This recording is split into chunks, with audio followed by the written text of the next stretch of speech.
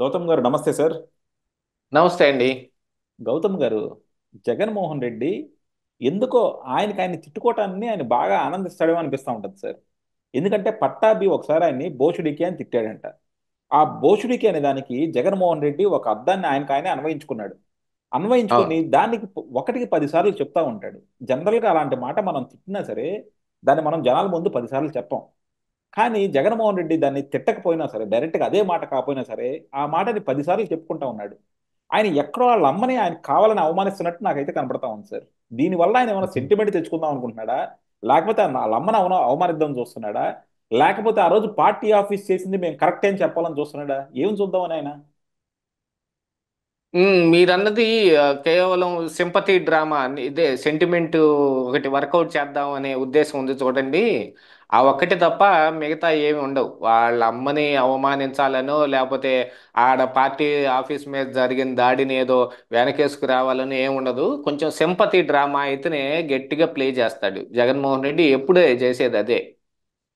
తండ్రి చచ్చిపోయిన తరువాత ఆ శవం దగ్గరే సంతకాల సేకరణ ఎందుకు పెట్టాడు తెలుసా అండి? ఉహుం. దాని వెనక కారణం ఏంటి? అందరూ తండ్రి శవాన్ని ఆడుంటే ఇతను చూడు అధికారం కోసం పాకులాడుతూ సంతకాలు తీసుకుంటున్నాడు అంటారే. ఖచ్చితంగా ఆ శవాన్ని పెట్టుకొని అడిగితే కాదని లేని వ్యక్తులు కొంతమంది ఉంటారు. అవును. అలాగ వర్కౌట్ అవుద్ది అనేది సింపతి డ్రామా ఎప్పుడు ప్లే చేస్తాడు. ఓదార్పు యాత్ర ఓ పెద్ద సింపతి డ్రామానే. నేను అసెంబ్లీకి రాను అని చెప్పి పాదయాత్రకి వెళ్ళాడు చూడండి. అది ఒక సింపతి డ్రామానే. అన్నీ ఒక పెద్ద డ్రామాలే. మొన్నటికి మొన్న జంతర్ మంతర్లో ఆడింది కూడా 39 మందిని చంపేశారు, 256 ఆస్తులు ధ్వంసం చేశారు అనేది అది కూడా ఒక సింపతి డ్రామానే. ఆడకి మరి అఖిలేష్ యాదవ్ని వీళ్ళని పోగు చేసి మరీ తెచ్చుకున్నాడు. జగన్మోహన్ రెడ్డి ఆ ఆ డ్రామాలు గట్టిగా కడతాడు. అలాంటి ఒక డ్రామాని వాటి మీద వర్కౌట్ చేద్దామని ఉద్దేశం. అంటే ఇప్పటికీ జగన్మోహన్ రెడ్డి చెబితే నమ్మే ప్రజలు ఆంధ్ర రాష్ట్రంలో ఉన్నారనుకుంటున్నారా లేరు అనుకుంటున్నారా మీరు? 40% ఉన్నారని మనకు తెలిసింది కదా సార్ మొన్న. నా మరి వాళ్ళందరినీ కాపాడుకోవాలంటే జగన్మోహన్ రెడ్డి ఏం చేయాలి? ఉహుం. ఇలాంటివే చెయ్యాలి. వేరే ఏం చేయగలుగుతాడు? ఇప్పుడు వాళ్ళ కోసం ఆయన కొన్ని పథకాలు ఏం తేలేడు, ఆయన అధికారంలో లేడు కాబట్టి. వాళ్ళందరికీ ఉపయోగపడటానికి ఇంకోటి ఏం చేయలేడు. చేయగలిగిందల్లా ఏంటి? మీ నాయకుడు, మీరు నమ్మిన నాయకుడిని వీళ్ళు చూడండి ఏ రకంగా అవమానిస్తున్నారో. మళ్ళీ మళ్ళీ తీసుకొచ్చి పుండు మీద కారం చల్లినట్టు నందిగాం సురేష్ని అరెస్ట్ చేశారు చూడండి అని ఒక పెద్ద డ్రామానే నడిపేది ఆయన. యాక్చువల్గా మరి వీళ్ళు కూడా నందిగాం సురేష్ని, లేళ్ల అప్పిరెడ్డిని వీళ్ళ జోలికి వెళ్ళారు కానీ మరి మద్యం కుంభకోణంలో ఉన్న వాసుదేవరెడ్డినో, మా మ- మైన్స్ ఉన్న వెంకటరెడ్డినో పట్టరాలేదు చూడండి. వాసుదేవరెడ్డి ఆడున్నాడు తెలుసు, వెంకటరెడ్డి ఆడున్నాడు తెలుసు.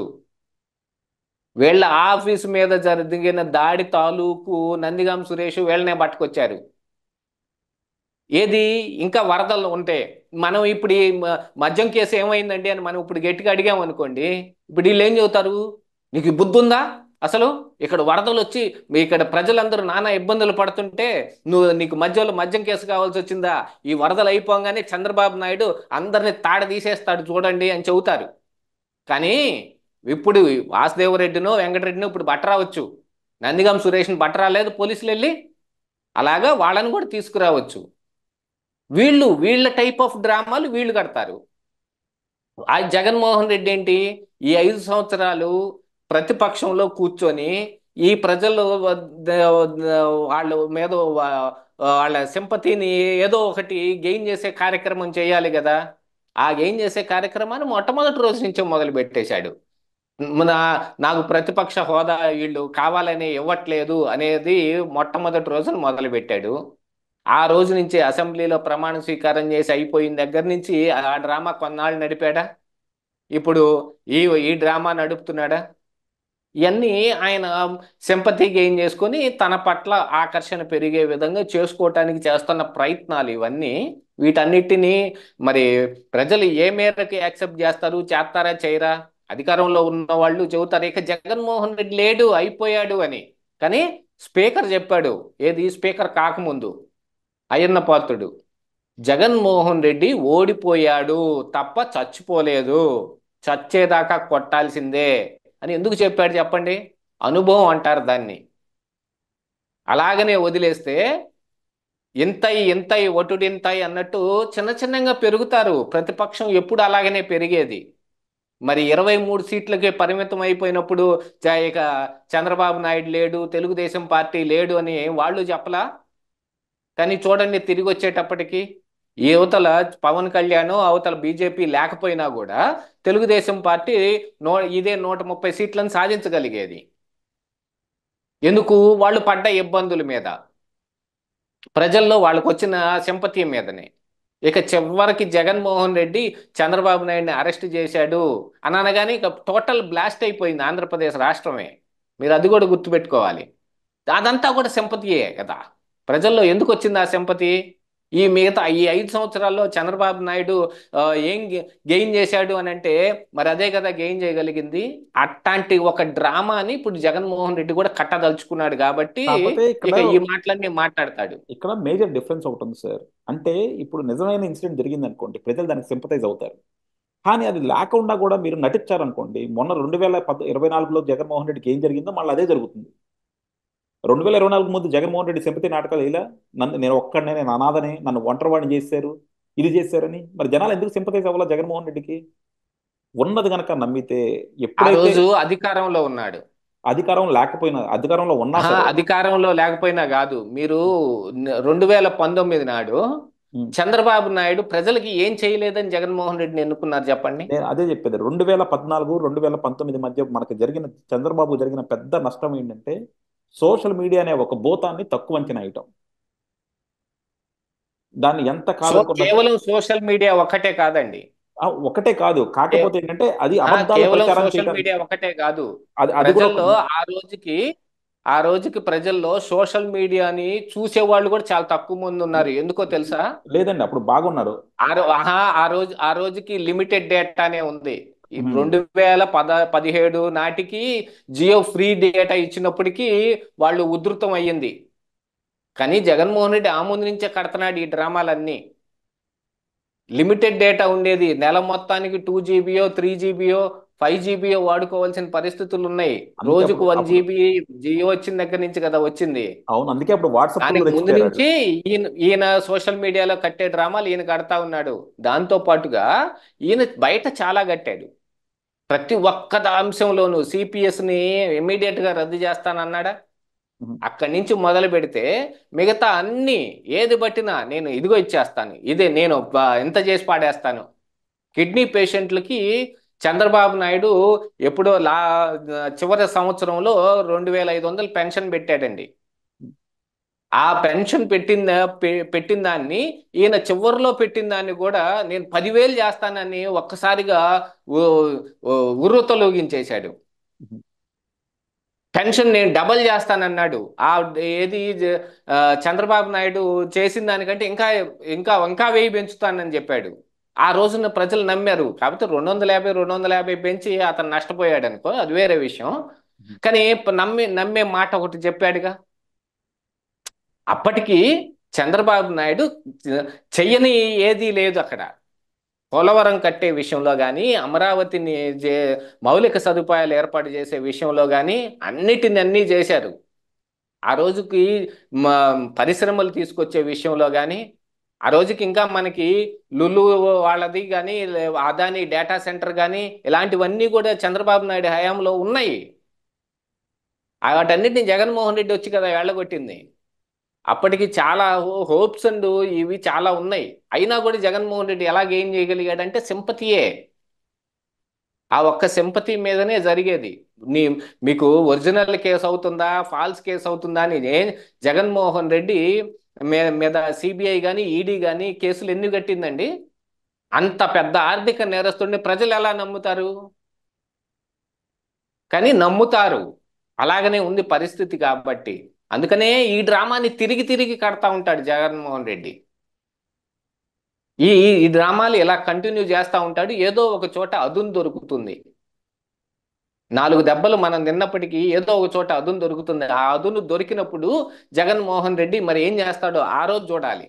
దాన్ని కరెక్ట్గా వాడుకోగలుగుతాడా, మళ్ళీ అధికారంలోకి వస్తాడు. వాడుకోలేకపోయాడా, ఇక వైఎస్ఆర్ కాంగ్రెస్ పార్టీ లేకుండా భూస్థాపితం అయిపోయింది.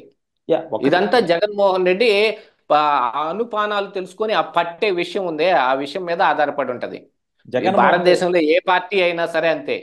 యా జగన్మోహన్ రెడ్డికి 40% ఓటర్లు ఉన్నా సరే జగన్మోహన్ రెడ్డి మళ్ళా అధికారంలోకి వస్తాడన్నది నేనైతే గట్టిగా నాకు ఏ మాత్రం దాని మీద నమ్మకం లేదు. ఎందుకంటే నమ్మొద్దు, ఆ, మీరు జగన్ అసలు నమ్మకండి. ఆ, నేను చెబుతానండి, మీరు నమ్మొద్దు, అసలు నమ్మకండి. జ- ఈ 40% మంది కూడా 2029లో చంద్రబాబు నాయుడుకి ఓటేస్తాడని నమ్మండి. ఉహుం. ఆ, 40 ఆ శాతం నమ్మకం ఆ నమ్మకం చాలా పెద్ద దరిద్రాన్ని, అంటే ఆహా లేదు 1924 లే- మధ్య జరిగిన ఆ పెద్ద దరిద్రాన్ని మళ్ళీ మన నెత్తిని తీసుకొచ్చి పెట్టుద్ది. లేదు నమ్మండి, నమ్మి దాన్ని ఏదో ఒక రకంగా దాన్ని సబ్సైడ్ చేసే విధంగా పనిచేయండి. యా అప్పుడు ఇది బాగానే ఉంది కానీ సార్ ఇక్కడ కూడా మనం కూడా ఎప్పుడు రియలిస్టిక్ గా ఆలోచించుకోవాలి. ఎందుకంటే 40% మంది వాళ్ళు ఏమి చేసినా సరే అందులో 35% అయినా కనీసం జగన్మోహన్ రెడ్డితోనే ఉంటారు. రేపు పొద్దున చంద్రబాబు ఎంత గొప్పగా పరిపాలించినా జగన్మోహన్ రెడ్డి ఏ అవకాశాన్ని అందిపుచ్చుకోపోయినా 35% ఓటింగ్ మాత్రం జగన్మోహన్ రెడ్డి కంపల్సరీ వస్తుంది. కాకపోతే ఏంటంటే కొంతమంది న్యూట్రల్ ఓటర్స్ ఉన్నారు చూసారా, వాళ్ళు 2019లో జగన్మోహన్ రెడ్డి ఏదో చేస్తాడు, జగన్మోహన్ రెడ్డికి ఒక అవకాశం ఇద్దామని చూశారు. వాళ్ళందరూ కూడా ఎందుకు అవకాశం ఇచ్చామని రిగ్రెట్ అవుతున్నారు. వాళ్ళు చంద్రబాబు నచ్చపోతే రేపు పొద్దున ఇంకో దానికన్నా వెళ్తారు కానీ జగన్మోహన్ రెడ్డికి మాత్రం వెళ్ళరు. అది ఇంకొక ఆప్షన్ లేదండి. ఆంధ్రప్రదేశ్ రాష్ట్రంలో ఇంకొక ఆప్షన్ లేదు. అదే 29 నాటికి కూడా ఇంకొక ఆప్షన్ రాదు. అదే వైఎస్ఆర్సీపీ వాళ్ళు కూడా అదే స్ట్రాంగ్ గా ఉన్నారు. ఆహా, వాళ్ళు చెప్పేదల్లా ఒకటే, ఇంకొక ఆప్షన్ ఇంకో రాదు. 30 కాంగ్రెస్ సంవత్సరాలు ఇక్కడ నుంచి పెరుగుతుందనేది కానీ, ఉమ్, జనసేన వీళ్ళ దగ్గర నుంచి విడిపోయి బయటకు వచ్చి చంద్రబాబు నాయుడు కంటే బలోపేతం అవుతుంది, టీడీపీ కంటే బలోపేతం అవుతుందని కాదు. ఇక్కడ ఉన్న రెండే పార్టీలు, ఒకటి టీడీపీ, రెండు వైఎస్ఆర్ కాంగ్రెస్ పార్టీ. అందుకనే చంద్రబాబు వీళ్ళు 164 సీట్లు గెలిచినప్పటికీ కూటమి తరపున ఈ ఇటు జగన్మోహన్ రెడ్డికి 39.32% ఓట్లు వచ్చిన కారణం అది. వేరే పార్టీ ఆప్షన్ లేదు వాళ్ళకి ఇంకా. అదే 29 నాటికి కూడా అదే ఆప్షన్ ఉండదు. అదే అందుకు భయపడాల్సి వస్తుంది. జగన్మోహన్ ఆ రెడ్డి కూడా భయాన్ని మీరు ఒకసారి మనసులో పెట్టుకొని దానికి తగ్గట్టుగా ఏం పనులు చేస్తారో చెయ్యాలి. చూద్దాంలే, చేద్దాంలే అని అంటే అది చేజాటిపోయే అవకాశాలు మెండుగా ఉన్నాయి. యా డెఫినెట్ గా ఇప్పుడు జగన్మోహన్ రెడ్డిని మీరు అన్నట్టు ఏంటంటే రాజకీయంగా తక్కువ అంచనా వేయలేం. కాకపోతే అట్ ద సేమ్ టైం ప్రజలను కూడా మనం అంత తక్కువ అంచనా వేయలేం. ప్రజలు కూడా జగన్మోహన్ రెడ్డి వల్ల ఎంత నష్టం జరుగుతుందో చూశారు కాబట్టి సో కంపల్సరీ ఏంటంటే జగన్మోహన్ రెడ్డి అనేవాడికి రాజకీయంగా సమాధి కట్టేసినట్టే. 35% ఓటింగ్తో జగన్మోహన్ రెడ్డి ఇంకా ఆయన ముఖ్యమంత్రి అవ్వాలంటే ఒక జనరేషన్ మారాలి. ఆ ఒక జనరేషన్ మారడానికి ఇంకో 10-15 సంవత్సరాలు పట్టొచ్చు. చూద్దాం సార్ మీరు కాదు, అన్నట్టు. నా న్యూట్రల్ ఓటర్లు అని చెప్పారు చూడండి. ఉమ్, ఆ న్యూట్రల్ ఓటర్లని ఎంతకాలం కూటమి పట్టుకొని రాగలుగుతుంది అనే దాని మీద ఆధారపడి ఉంటుంది. కూటమి ఎంతకాలం పట్టుకొని వచ్చినా రాకపోయినా సరే కూటమి ఎంతకాలం పట్టుకొని రాగలుగుతుంది అనే దాని మీద ఆధారపడి ఉంటుంది. దాంతో పాటుగా ఇప్పుడున్న ఆర్థిక పరిస్థితులు కానీ, వీళ్ళు చేయటానికి ఆ, ఆ, ఈ మన బా ఆంధ్రప్రదేశ్ రాష్ట్రం యొక్క ఆ, ఇదేం చెప్పాలి, మన ఆర్థిక పరిస్థితి ఏ రకంగా ఉంటుంది, వీళ్ళు అనుకున్నవన్నీ చేసే అవకాశం ఉంటుందా లేదా అనేది కూడా ఆలోచించుకోవాలి. ఇక్కడ ఈ రోజుకి కూడా సూపర్ 6 స్టార్ట్ అవ్వలేదు.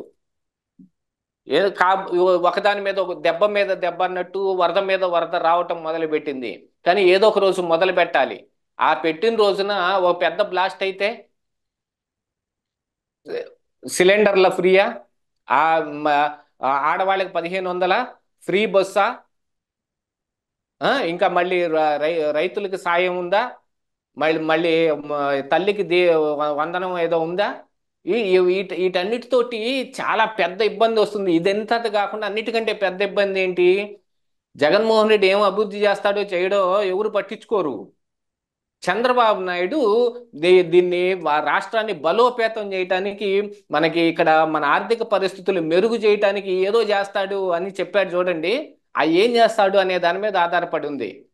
యా ఒకటి ఒకటి సార్ అంటే ఇక్కడ ఈ రోజుకి కూడా జగన్మోహన్ రెడ్డిని చూసి దడుచుకొని రాని కంపెనీలు చాలా ఉన్నాయి.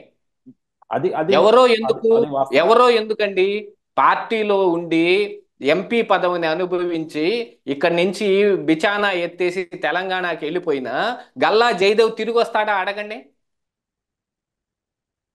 ఆయనే రాడు. గల్లా జయదేవి ఆల్రెడీ ఇంకో ఫ్యాక్టరీ ఉంది కదా సార్, ఆయన కంప్లీట్గా వెళ్ళిపోలాగా. ఆయన ఒక ఫ్యాక్టరీ ఇక్కడ కా వర్క్ ఈ అవుతానే ఉందిగా. ఇక్కడ ఇక్కడ ఇక్కడ ఇక్కడ ఆపరేషన్స్ మొత్తం షట్ డౌన్ చేసుకొని చిన్నగా డిలీట్ చేస్తా ఉన్నాడు. తిరుపతిలో ఇప్పుడు ఈ రాయలసీమలో ఉన్న ఒక పెద్ద ఎసెట్ చిన్నగా డిలీట్ అయిపోతా ఉంది. సరే ఇప్పుడు ఇక్కడ పెట్టాడు చూడండి, అలాంటి కంపెనీని మళ్ళీ ఇప్పుడు వచ్చి ఆంధ్రప్రదేశ్ రాష్ట్రంలో పెడతాడేమో అడగండి. ఏమో చూద్దాం సార్, మనకి అప్పుడే పెట్టలేడు, ఇప్పుడు పరిస్థితి అలాగుంది. 2-3 నెలల్లోనే మనం ఎక్కువ జడ్జిమెంట్లు కూడా పాస్ చేయలేం కదా, ఇప్పుడే ఎక్కువ గవర్నమెంట్. జడ్జిమెంట్లు కాదండి, ఎక్కువ జడ్జిమెంట్లు కాదు, జరుగుతున్న పరిస్థితులు, వాస్తవ పరిస్థితులే చెబుతాను నేను. ఉదాహరణకు ఒకటే విషయం చెబుతాను నేను.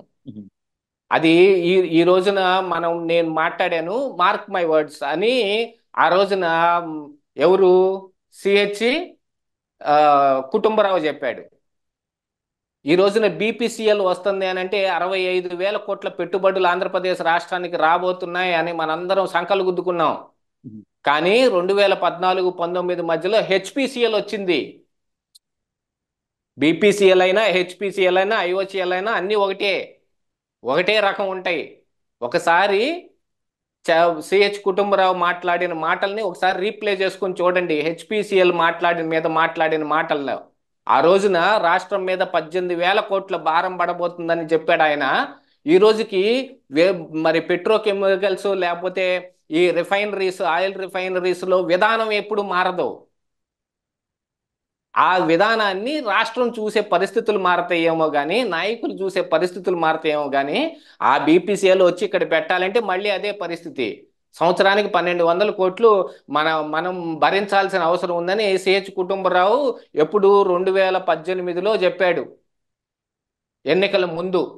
ఏది, ఎన్డీఏలోంచి బయటకు వచ్చిన తరువాత. అదే ఇప్పుడు బీపీసీఎల్ వస్తుంటే మనం 65,000 కోట్లు పెట్టుబడిని మాట్లాడుకుంటున్నాం. ఆయన మాట్లాడిన మాటలు ఇంకా నెట్లో అవైలబిలిటీ ఉంటాయి, మీరు చూసుకోండి. లేదని అనుకుంటే నా ఛానల్లో నేను ప్లే చేశాను ఒక వీడియో. ఈ వీడియో తప్పని ఎవరైనా ప్రూవ్ చేస్తే నేను కుండబద్దలు మానేస్తాను అని ఒక వీడియో పెట్టాను. అందులో ఈ కుటుంబరావు మాట్లాడిన, ఆ రోజు ఆయన ప్రణాళిక సంఘం వైస్ చైర్మన్గా ఉండి ఆయన మాట్లాడిన మాటలు అవి ఆ రోజున. వాటినే ప్లే చేసి చూపించాను నేను. అందులో ఒకసారి చూడండి. అందులో అదే హెచ్పిసిఎల్, అదే బీపీసీఎల్. పరిస్థితులు మారుతూ ఉంటాయండి. వేరే ఏదో కొత్తగా జరగదు. ఉన్న వాటిలోంచే చేసుకోవాలి. అందుకనే భయపడాల్సిన పరిస్థితులు వస్తున్నాయి. వేరే ఆప్షన్ లేదు ఇప్పుడు మనకి. ఒకటి సార్, అంటే ఆప్షన్ లేనప్పుడు ఏం చేయాలి? మనమే గట్టిగా పని చేయాలి. మీరు జనరల్ గా కూడా సైకాలజీ కనుక చూస్తే, జగన్మోహన్ రెడ్డి దిగిపోగానే ఆంధ్రాలో ఎక్కడ చూసుకున్నా సరే భూమి విలువ పెరిగింది. భూమి చెప్తాను. విలువ పెరిగింది. ప్రజల్లో కూడా పండగ వాతావరణం కనిపించింది. అది కదా కావాల్సింది బేసిక్ గా. అది కాదు కావాల్సింది. అది అది అది అది కాదు స్టార్టింగ్ పాయింట్ కావాల్సింది. సార్. ఆంధ్రప్రదేశ్ రాష్ట్ర ప్రజలకు కావాల్సింది అది అది కాదు. కాదండి, అది అది మూడు. కాదు, అసలు అది కాదు కావాల్సింది. అది మూడ్ ఆఫ్ కావాల్సింది ద నేషన్ అంటాం. దాన్ని దాన్ని ఆ పండగ వాతావరణాన్ని 5 సంవత్సరాల పాటు మనం ఎంత ఎంత ప్రొలాంగుడ్ గా కొనసాగించగలుగుతామని. పండగ ఈ రోజు అయిపోతే రేపు అదే స్కూల్కి వెళ్లాల్సి వచ్చిన పిల్లగాడు ఎలా ఫీల్ అవుతాడో ప్రజలు కూడా 6 నెలల తర్వాత అలాగనే ఫీల్ అవుతారు. ఇప్పుడున్న ప్రభుత్వంలో ఉన్నవాడు చేస్తున్న విధానాల మీద కంట కనిపెట్టుంటారు తప్ప జగన్మోహన్ రెడ్డిని చేసినవన్నీ మర్చిపోతారు. అసలు జగన్మోహన్ రెడ్డి ఉన్నాడనే సంగతి జగ్- మర్చిపోయినా కూడా ఆశ్చర్యం లేదు. అంత మళ్ళీ ఎన్నికలు జగ్- వచ్చే నాటికి నేను జగ్- ఉన్నానని ఆయన బయటకు వస్తాడు. జగన్మోహన్ రెడ్డి అప్పటికి మనకు కనపడే ఏంటియో తెలుసా? ఈ ఈ ప్రభుత్వంలో ఉన్న తప్పులు కనపడతాయి. ఈ ప్రభుత్వంలో ఉన్న తప్పులు చేస్తే కనపడతాయి సార్. ఇప్పుడు మీరు తప్పులు తప్పులేం చెయ్యి జరగకుండా తప్పులు చె- తప్పు తప్పులు అసలు తప్పులేం చెయ్యకుండా జరగకుండానే ఉండటం అనేది, తప్పులు జరిగిపోతాయని తప్పులు ఆలోచించుకోవడం చెయ్యకుండా కదా. తప్పులు చేయకుండా ఉండటం అనేది ఏ ప్రభుత్వం వల్ల కాదు. అవును, అలాని మన మంచి చేయదని కూడా చెప్పలేం కదా. మంచి చేస్తుంది, తప్పు 14, జరగవచ్చు. 19 మధ్య జరిగింది ఒకసారి గుర్తు చేసుకోవాల్సిందే. ఎక్కడో దాకెందుకు మన రాష్ట్రంలో ఈ జగన్మోహన్ రెడ్డికి ముందు జరిగిన ఈ విషయాలన్నింటినీ ఒకసారి గుర్తు చేసుకోండి. ఆ రోజు జన్మభూమి కమిటీలు వీటన్నిటితోటి పెద్ద తప్పే జరిగింది. ఈ ఈ ఎమ్మెల్యేలు కానీ ఈ మినిస్టర్లు కానీ వీళ్ళు అసలు ఈ వల్లభనేని వంశీ కానీ చింతమనేని ప్రభాకర్ కానీ ఇసుక దగ్గర ఎంత గోల చేశారండి? ఆ గోలంతా కాదు రాష్ట్రానికి చుట్టుకుంది. మరి వాళ్ళని మళ్ళీ తిరిగి తిరిగి మళ్ళీ సీట్ ఇచ్చి గెలిపించుకుంటే ఆయన ఏమో తుర్రుమని అధికారంలో ఉన్న పార్టీ దగ్గర జగన్మోహన్ రెడ్డి దగ్గరికి వెళ్ళిపోయాడు. ఆయన అసలు ఈ ఇసుక దగ్గర పెద్ద గోల వల్లభనేని వంశీదేగా ఎలక్షన్ల ముందే ఆ రోజు చేసుకున్నారు. జరిగిన గోల ఎలక్షన్ల ముందే వెళ్ళిపోయేవాడు అలాంటిదే. ఆయన. అవి ఎలక్షన్ల కూడా ముందు ఒకటి రెండు ఇన్సిడెంట్లే పెద్ద గోలగా అవుతాయి. నేను అదే చెప్తున్నాను సార్. అది ఎలక్షన్ 2019లో చంద్రబాబు చేసిన పెద్ద తప్పు ఏంటంటే సోషల్ మీడియాని ఇగ్నోర్ చేయటం. సోషల్ మీడియా అనేది అప్పుడే సోషల్ వచ్చింది. మీడియా ఒక్కటి కాదండి. ఒక్కటి కాదు సార్. ఇప్పుడు సోషల్ ఆ రోజు మీడియా ఆ ఒక్కటే రోజు ఆ కాదు. రోజు ఆ అసలు ఎమ్మెల్యే సోషల్ మీడియా మీద మీరు ఫోన్లు అసలు మాట్లాడటానికే లేదు. ఆహా, సోషల్ మీడియా మీరు కాదు. అభూత మీరు ఒక కల్పనలు ఒక ప్రచారం ఒక చేసుకున్నారు. వాడింది వింటానంటే నేను ఒక విషయం ట్విట్టర్, చెబుతా. ఫేస్బుక్ వీటిలో అధికారులు కాదు ఇందులో సార్ చెప్పింది వాళ్ళు. అధికారులందరూ జగన్మోహన్ రెడ్డిని ఎందుకు కోరుకున్నారు? సోషల్ మీడియా చూసి కోరుకున్నారా? ఉద్యోగస్తులందరూ సోషల్ మీడియాని చూసి జగన్మోహన్ రెడ్డిని కోరుకున్నారా? ఉద్యోగస్తులు చంద్రబాబు ఎప్పుడైనా నాయుడు ఎందుకు ఉద్యోగస్తులు కోరుకున్నారు? ఎప్పుడైనా సరే చంద్రబాబు వ్యతిరేకంగా ఉంటారన్నది ఈ రోజు కాదు సార్, ఫస్ట్ నుంచి కూడా మనకు తెలిసిందే. మీకు దాని మరి ఎగ్జాంపుల్ మరి తీసుకురావద్దు. మరి రేపు కూడా మీరు మీరు వ్యతిరేకంగా ఉంటారు కదా మరి. అవును జగన్మోహన్ రెడ్డి వస్తే 29 ఏం నాడు చేస్తాడో కూడా చూశారు కదా. చంద్రబాబు తోటి ఏం ఫర్గా ఉంటారు కదా, ఉంటారు జగన్మోహన్ కదా. రెడ్డి వస్తే మరి ఏం అది దెబ్బ చేస్తా తగిలినట్టే జగన్మోహన్ కదా. రెడ్డి వస్తే ఏం చేస్తాడో చూశారు కదా. ఇంకెందుకు వస్తారు సార్ జగన్మోహన్ రెడ్డి మీకు? చంద్రబాబు నాయుడు ఏం చెయ్యలేదని అదే అన్న, పంపించారండి. జగన్మోహన్ రెడ్డి ఏదో చేస్తాడని చెప్పి కాదు, జగన్మోహన్ రెడ్డి ఒక వదిలేరు. ఆర్థిక జగన్మోహన్ రెడ్డి నేరస్తుడు నాశనం చేస్తాడని తర్వాత తెలిసింది వాళ్ళకి. ఒక ఆర్థిక నేరస్తుడు ఏం మంచి చేస్తాడని ఎలాగనుకుంటారండి? మన ఊర్లో మన ఇంట్లో సార్ దొంగతనం చేసిన వ్యక్తికి మీకు మనం తాళం సార్ చేయిస్తామా? అలా కాదు. మీకు ఇవ్వం. నేను సైకాలజీ గురించి నేను కొత్తగా అలా కాదు. చెప్పక్కర్లా. ఆ రోజున్న సైకాలజీ గురించి మెంటాలిటీ నేను కొత్తగా వేరుంటది. చెప్పక్కర్లా. ఆ రోజున్న పరిస్థితి వేరుంటది అంటున్నా నేను. కిడ్నాపర్ తో ప్రేమలో పడినాళ్ళు, కిడ్నాపర్ దగ్గర నుంచి పిల్లలు కూడా మేము రామన్నాళ్ళు కూడా చాలా మంది ఉంటారు.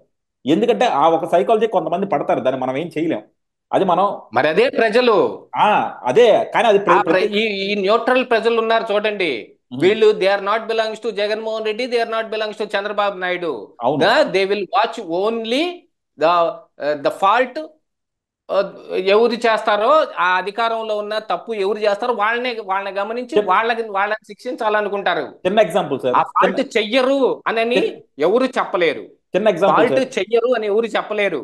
చిన్న చేయకుండా ఉంటారని ఎవరు గ్యారంటీ ఇవ్వలేరు. చిన్న ఎగ్జాంపుల్ సార్. ఈ రోజు మోడీ కేంద్రంలో గత 3 దఫాలుగా మోడీ ఏం తప్పులు చేయలేదా? మోడీనే ముఖ్యమంత్రి ప్రధానమంత్రికి ఎందుకున్నాడు? వేరే వేరే ఆప్షన్ లేకనే ఉన్నారు. ఎగ్జాక్ట్లీ. ఇప్పుడు మన స్టేట్ లో అయినా కూడా అదే కూడా అవుతుంది. మీరు చూడండి 19లో వచ్చిన మెజారిటీ చూడండి, ఈ రోజుకున్న మెజారిటీ చూడండి. 240 సీట్లకు డౌన్ అయిపోయింది. డౌన్ అయిపోయినా అలా సరే అయిపోయిన దాంట్లో ఆ, ఆ, అయిపోయిన దాంట్లో ఈ బీజేపీ ఎక్కువ సీట్లని సౌత్ ఇండియా నుంచి గెయిన్ చేసింది. అది ఎందుకు? ప్రభావం లేని చోట దగ్గర నుంచి. ఉమ్, మోడీ యొక్క ప్రభావం పడని చోట దగ్గర నుంచి. కానీ ప్రభావం ఉన్న మోడీ ఎలాంటోడో ఆంధ్రప్రదేశ్ సౌత్ ఇండియా రాష్ట్రంలోనేమో మోడీ ఎలాంటోడో సౌత్ ప్రభావం ఇండియాకి ఉన్న తెలియదు అంటారా? ఆంధ్రప్రదేశ్ రాష్ట్రంలోనేమో నాయకులు వాళ్ళతో కలిసిపోయారు. మోడీ సౌత్ ఇండియాలో ఎలాంటోడో తెలియదు అంటారా? తెలియదని కాదు. ఉమ్, వాళ్ళకు వచ్చిన ఇబ్బంది, ఎక్కువ ఇబ్బంది ఇక సౌత్ ఇండియాలో ఏం లేదు మోడీ వల్ల వచ్చే ఇబ్బంది. యా, అదే చూద్దాం సార్. మోడీ ఎంత చేసినా నార్త్ ఇండియాలో ఎందుకు వచ్చింది గోల చెప్పండి? ఎక్కువ హిందుత్వ గోల సౌత్ ఇండియాకి ఎక్కువ ఉండదు, నార్త్ ఇండియాకే ఎక్కువ ఉంటుంది. యా, ఎప్పుడు కులాల మధ్య చిచ్చు, మతాల మధ్య చిచ్చు ఎప్పుడు అత్యధికంగా ఉండేది నార్త్ ఇండియాలోనే. ఆ చిచ్చుని ఆయన 2 సార్లు రాజేసి ఆయన గెయిన్ అయ్యింది. మొన్నటికి దెబ్బ తగిలేస్తే ఏ ప్రభావం లేకుండా గట్టు మీద కూర్చొని ఉన్నారు చూడండి. వీళ్ళు మళ్ళీ ఆయనకి ఇచ్చారు. అది అదే అదే ప్రజలంటే. మరి ఎవరిని తక్కువ అంచనా వేయటానికి ఉండదు. యా, అదే అంటున్నాను. అసలు ఎమర్జెన్సీ ఎమర్జెన్సీ పెట్టి ప్రజల్ని అత్యంత దారుణంగా హింసించిన ఇందిరాగాంధీ మళ్ళీ తిరిగి గెలిచింది. ఏం చెబుతారు దీనికి? ఇంకా సరే చూద్దాం సార్. ఇందిరాగాంధీ కంటే గొప్పడే ఇంకా ఎక్కువ పెద్ద ఇదేమన్నా చేశాడా జగన్మోహన్ రెడ్డి? నేను అదే చెప్తున్నాను. మనకి ఎగ్జాంపుల్ చెప్పుకోవాలంటే ఎమర్జెన్సీ ఒక పెట్టిన పక్కన ఇందిరాగాంధీ గెలిచింది. రాహుల్ గాంధీ జగన్మోహన్ ఇది మోడీకి సరిపోడు కాబట్టి రాహుల్ గాంధీ ప్రధానమంత్రి అవ్వలేడు. అలాగే ఎమర్జెన్సీ లాంటి దారుణంగా జగన్మోహన్ రెడ్డి కన్నా దారుణంగా పరిపాలించిన ప్రధానమంత్రి అయిన ఇందిరాగాంధీ మళ్ళా ప్రధానమంత్రి అవ్వగలిగింది. సో పాలిటిక్స్ లో ఏదైనా జరగచ్చు.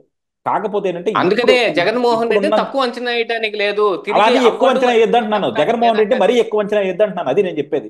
ఎక్కువ జగ అంచనా కాదు, మీరు జగన్మోహన్ తక్కువ అంచనా వేసి బోల్తా పడొద్దని చెబుతున్నాను నేను. అదే నేను మనం ఈ కంఠశోష అంతా జగన్మోహన్ రెడ్డి తిరిగి గెలిపించాలనే ఉద్దేశం నాకు ఉండి కాదు చెబుతుంది.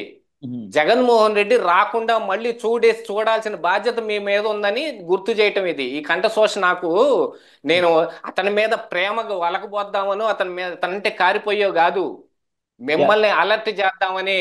మీరు తస్మాత్ జాగ్రత్త అన్నట్టు ప్రతి క్షణం ఇది కాక చెబుతారు చూడండి, ముద్దకి బిస్మిల్లా అన్నట్టు మీరు వేసే ప్రతి అడుగులోనూ జాగ్రత్తగానే ఉండాలా. కాకపోతే మీరు ఇప్పుడు చెప్పిన మాట నాకు ఒకటి గుర్తు చేస్తుంది సార్. ఎలక్షన్ల ముందు మీరే చెప్పారు జగన్మోహన్ రెడ్డిని మీరు అందరూ కూడా చాలా ఎక్కువ అంచనా వేస్తున్నారు, జగన్మోహన్ రెడ్డి ఏదో చేసేస్తాడని మీరు అనుకుంటున్నారు, ఆయనకి అది లేనిదాన్ని మీరు అవును. ఆపాదిస్తున్నారు అంటున్నారు. కానీ ఈ రోజు మీరే జగన్మోహన్ రెడ్డి తక్కువ అంచనా ఇద్దంటున్నారు. సో అది అది ఆ ఎన్నికల ముందు చెప్పింది ఎన్నికల సమయానికి. ఎన్నికల్లో జగన్మోహన్ రెడ్డి ఏం చేస్తాడనేది, ఎన్నికల్లో జగన్మోహన్ రెడ్డి ఏం చేయలేడు, ఆ విషయం ప్రూవ్ అయింది కదా. మీరు ఆ ముందు ఎక్కువ భయపడిపోయారు. అప్పుడు ఏం జరిగింది, జగన్మోహన్ రెడ్డి నిజంగా ఏం చేయలేడు కాబట్టి ఏం చేయలేడని చెప్పాం. ఆ ఎన్నికల్లో ఏమైనా చేయగలిగాడా? అది ఆ ఎన్నికల్లో ఏం చేయలేడని, జగన్మోహన్ రెడ్డి జీవితాంతం ఏమీ చేయలేడని నేనేమన్నా చేస్తున్నాను. ఇప్పుడు కూడా నేను చెప్పేది ఏంటి, ఈ రాబోయే ఎన్నికల వరకు మాత్రమే. ఆ జగన్మోహన్ రెడ్డి జీవిత కాలాన్ని నేనేమి ప్రిడిక్ట్ చేసి చెప్పట్లా. లాస్ట్ టైం చెప్పింది 24 ఎన్నికలకి, ఇప్పుడు చెప్పేది రాబోయే ఎన్నికలకి, 29 ఎన్నికల నాటికి. తస్మాత్ జాగ్రత్తగా ఉన్నారనుకోండి, ఎప్పటికీ జగన్మోహన్ రెడ్డిని ఓడించే అవకాశం ఉంటది కదా మీకు. అది నేను చెప్పొచ్చేది. మాలాంటి వాళ్ళు ఏంటంటే జగన్మోహన్ రెడ్డిని ఇంకా ప్రజలు ఎట్టి పరిస్థితుల్లో ఎన్నుకోరన్నది ప్రగాఢంగా నమ్ముతాం. ఎందుకంటే ఒకవేళ ఎన్నుకున్నా సరే ముఖ్యమంత్రి అయ్యే అంత మెంబర్స్ అయితే, ఎమ్మెల్యేలు అయితే అతనికి అయితే డెఫినెట్ గా రాదు సార్. అది మాత్రం ఈ రోజుకి నేను చెప్పగలను. రేపొద్దున ఎలా ఉంటుంది అన్నది మనం చెప్పలేము. మీరు అన్నట్టు ఏంటంటే జగన్మోహన్ రెడ్డి ఫోకస్ కాకుండా వీళ్ళు డెవలప్మెంట్ ఫోకస్, వీళ్ళు చేసిన ప్రామిసెస్ ని డెలివర్ చేయడానికి కనుక ఫోకస్ పెడితే బాగుంటుంది. ఎందుకంటే జగన్మోహన్ రెడ్డి మరి ఇలాగే అదే కదా చేయమని చెప్పేది నేను. జగన్మోహన్ రెడ్డి ఇలాగే అరాచక రాజకీయాలు చేసి ప్రతిపక్షాలను తొక్కేయాలని చూసి జగన్మోహన్ రెడ్డి అబాస్ పాలయ్యాడు. సో అలా తెలుగుదేశం అవ్వకూడదని మనం కోరుకుందాం.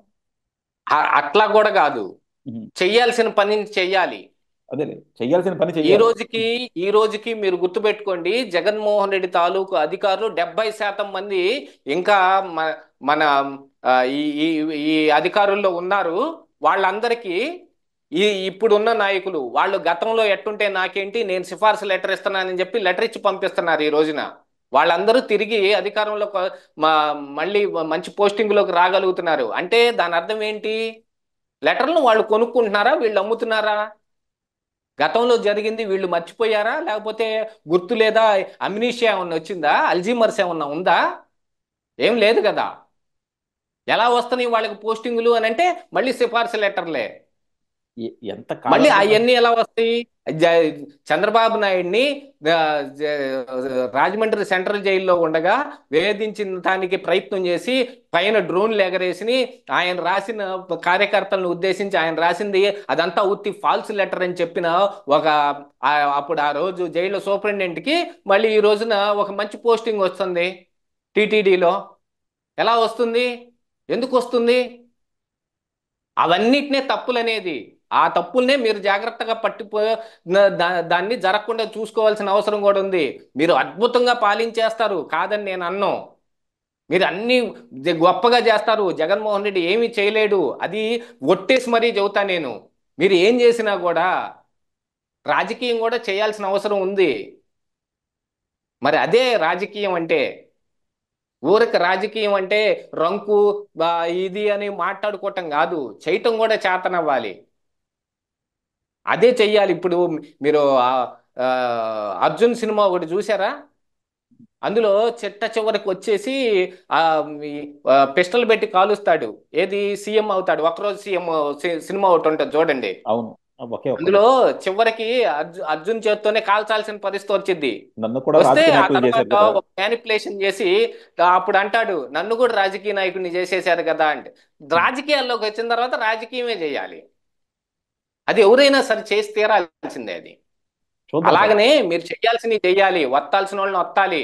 గతంలో ఈ ఏ ఏ ఎంతమంది అధికారులు, మన ఏబి వెంకటేశ్వరరావు లాంటి వాళ్ళు ఎంతమంది ఆయన ఈ జగన్మోహన్ రెడ్డి బారిన పడి బాగా వేసారిపోయారో చూడండి. మరి అలాంటి వాళ్ళు ఇప్పుడు ఒక్కళ్ళు కూడా లేరు. ఇక రానున్న ఫ్యూచర్ లో చేస్తారని అంటారు, రానున్న ఫ్యూచర్ లో కూడా జరగదు. ఈ రోజు జరిగితేనే అది జరిగినట్టు. రాను ఇక మళ్ళీ వాళ్ళకి పోస్టింగ్లే ఇవ్వాల్సి వచ్చింది. అవన్నీ చెయ్యాల్సిన అవసరం ఉంది, అది కూడా చెయ్యాలి. రెడ్ బుక్ ఓపెన్ చేయాలి. ఎవరు ఏమనుకున్నా రెడ్ బుక్ లో ఉన్నాయి చెయ్యాలి. మేము అధికారంలోకి వచ్చాము, మేము అండ్ మేము మేము సక్రమైన పాలన చేస్తాము అన్నా కూడా సక్రమైన పాలనలో భాగమే రెడ్ బుక్ కూడా యాక్చువల్గా చెప్పాలని అంటే అది కూడా ఓపెన్ చేయాల్సిన అవసరం ఉంది. దాన్ని ఏమి ఓపెన్ చేయాల, ఇంకా చాలా మందికి పోస్టింగ్లు వస్తున్నాయి. మొన్న 3 రోజుల కిందట అనుకుంటాను, ఏబిఎన్ దీంట్లో మార్నింగ్ తో విజయ్ చంద్రిక ఒక పెద్ద లెటరే చూపించింది. సిఫార్సు లెటరు ఎవరెవరు ఇచ్చారనే పేర్లు కూడా చెప్పింది. అందులో బీజేపీ ఎమ్మెల్యేలు ఉన్నారు, తెలుగుదేశం ఎమ్మెల్యేలు ఉన్నారు. అతను ఎవరు? పల్లా శ్రీనివాస్ యాదవ్ ఇంటిని పడగొట్టడానికి వెళ్ళిన అధికారి. ఆయన పోస్టింగ్ వచ్చిందండి. ఆ పోస్టింగ్కి 4 సిఫార్సు లెటర్లు ఈ ఎమ్మెల్యేలే ఇచ్చారు. మరి అదేమైనట్టు? అవన్నీ కూడా చూసుకోవాల్సిన అవసరం ఉంది కదా. అంటే మనకి ఒక సామెత ఉంటుంది కదా సార్, పోలీసుని ట్రాన్స్ఫర్ చేస్తే పోలీసుడే అవుతాడు, ఇదే అవుతాడు పోలీసు అని వాడు చెప్పి. ట్రాన్స్ఫర్ అయితే పోలీస్ స్టేషన్కి వెళ్తాడు. ఆ, అలాగే ఈ అధికారులని ఎక్కడున్నా సరే అటు ఇటు మార్చగలం తప్ప వాళ్ళని తీసి ఎక్కడ పక్కన పెట్టేయలేము కదా, ఎంతమందిని మారుస్తాం. అదే అంతేగాని జగన్మోహన్ రెడ్డి అయితే ఇంటికి పంపిస్తాడు. మీరు అన్నట్టు 70% మంది అధికారులు వాళ్ళే ఉన్నప్పుడు వాళ్ళల్లో మనం ఎంతమందిని ఎక్కడికి మార్చగలుగుతాం. సో ఇది అదే మార్చగలిగే వాళ్ళని మార్చటం అంటే పోస్టింగులు మార్చాలని కాదు నేను చెబుతుంది. వాళ్ళని మీ వైపు మార్చుకోవాలిగా. అదే వీళ్ళు అందుకే మేము మా వైపు మార్చుకునే ఇలా పోస్టింగ్లు పోస్టింగులు ఇస్తామంటారు. ఇచ్చి మారతారని అనుకుంటే మాత్రం కల్లో మాట. అదే యా, చూద్దాం సార్. డెఫినెట్గా ఏంటంటే ఇది జగన్మోహన్ రెడ్డి కానీ లేకపోతే వైఎస్ రాజశేఖర రెడ్డి కానీ స్ట్రక్చర్లో చాలా తెలివిగా మొదటి నుంచి కూడా వాళ్ళని ఇంప్లిమెంట్ చేసుకుంటూ వచ్చారు. అది ఈ రోజు వాళ్ళకి వాళ్ళు ఉపయోగపడతా ఒక ఉంది. మైండ్ సెట్ క్రియేట్ చేస్తారండి. ఉమ్. వాళ్ళు ఒక మైండ్ సెట్ క్రియేట్ చేస్తారు. అదే ఇప్పుడు జగన్మోహన్ రెడ్డి కూడా ఆ పన్నాగంలోనే ఉన్నాడు. దాన్ని ముందుగా గుర్తించాలి. యా, చూద్దాం సార్. యా, థ్యాంక్ యూ అండి, thank you very much sir.